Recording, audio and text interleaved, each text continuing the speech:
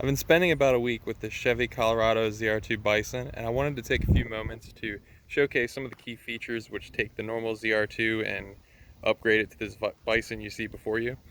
Not a lot of people really know that there's something above the ZR2, and I wanted to show off these features and show that it's actually, a really great package. So here we go. So I'm going to start with the interior because it's mainly left untouched from the normal ZR2.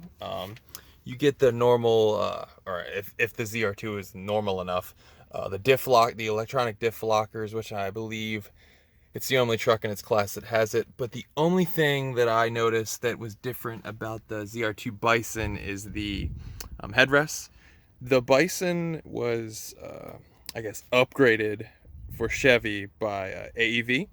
That's most of the parts you'll see on the exterior of the car as well, and you get the nice Bison branding with the AEV on the interior headrests. Now this is the only thing that I could find that was any different than the normal ZR2. Like I said, if a ZR2 is actually normal that I drove. I don't consider the floor mats to be an actual integral part of the car, but they're also branded in the Buffalo and the AEV. But these, you could take them out, so it's not really part of the car to me, but that's also there.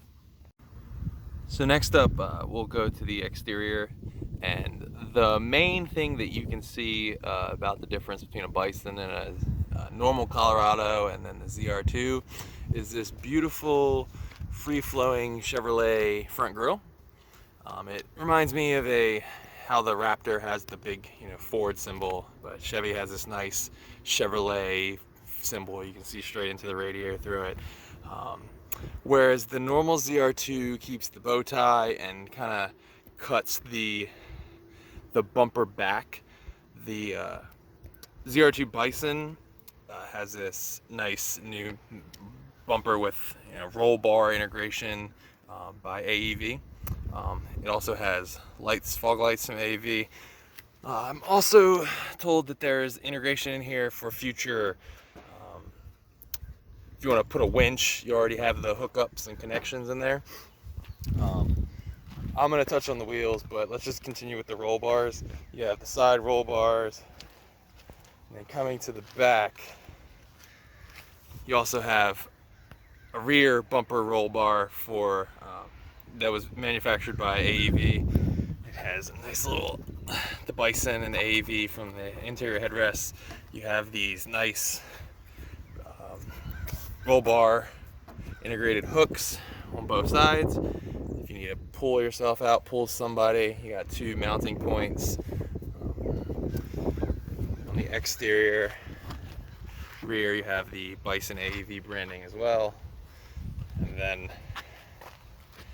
where the normal ZR2 sticker, you get a ZR2 Bison sticker on the exterior. So I mentioned I'd come back to the wheels. Here are the, I think, 17-inch wheels that are manufactured by AEV. They come wrapped in Goodyear Wrangler tires. It's kind of weird to see a Wrangler always on a non-Wrangler Jeep, but they're pretty nice. They remind me of some like Method race wheels that I have on one of my cars, and the gunmetal finish, but I really like the wheels. And just finishing some other exterior bits that are put throughout the car. These wheel arches are specific to the ZR2 Bison. Some things you can't see underneath. There's a fuel tank skid plate, which is interesting, a transfer case skid plate, a rear differential skid plate. So those are all nice things that you need for taking an off-road road weapon such as this off-road. I like it. Protects things like that. I'll get you a potential look at the front skid plate. If you can see underneath, something you get a good look at. I wanted to save the best part of the Colorado ZR2 Bison for last, and that is the suspension. The Colorado Bison ZR2 comes with these Multimatic DSSV shocks. It is the only truck that has them, and other than this truck, it comes on the Camaro Z28 of a few years ago, the track weapon one with the big 7-liter V8. And also, I think Aston Martin the 177 couple $1 million car, as well as the Vulcan non-street legal car, a few other cars that come with these shocks. Now these were specifically tuned for the Colorado engineers to put on this vehicle, but you know, these shocks are in pretty good company, and when driving around for just a few days, you know, it just eats up anything you throw at it. You can pretty much put your foot down and glide over speed bumps. Now I know there are plenty, you know, off-road truck variants that eat up speed bumps, but in a mid-sized truck such as this, I don't think it's really comparable to many other trucks. But these shocks are the money. These are a really great addition to this truck, and so far I have no complaints about the suspension. I just wanted to give another shot at suspension. You always see it when you approach the door. You can see right into the rear wheel well, and you can just, you know, see where your money's at. You can see the nice little Chevy Performance branding and the Multimatic DSSV. It's just something you can, you know, I'll back away. You can always just see it peaking when you're approaching your truck. There's one really cool aftermarket accessory available from AEV that doesn't come standard on the ZR2 Bison that I thought it was worth mentioning. So on the passenger side, you can get what everybody loves for hard parking their off-road vehicle, a really nice Snorkel, you know, brings the air intake up high past the front window. I don't believe any trucks are actually shipped with the Snorkel. I gotta say, when the driver was dropping this off and he told me he was around the corner and told me to look out for a bright red truck, I asked him, is it the one with the Snorkel? And he said he didn't have a Snorkel.